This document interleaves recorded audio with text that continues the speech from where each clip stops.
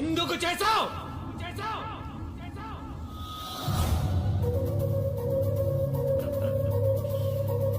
తప్పలేదు బ్రో, డబ్బు కోసం. ధనం మూలం ఇదం జగత్. నీకు అర్థం కాదులే, మా తెలుగు మీడియంలో చాలా బాగా చెప్తారు. అది ఇల్లా బ్రో, ఔటర్ రింగ్ రోడ్ 5 కిలోమీటర్ల దూరంలో ఉన్న స్వర్గం.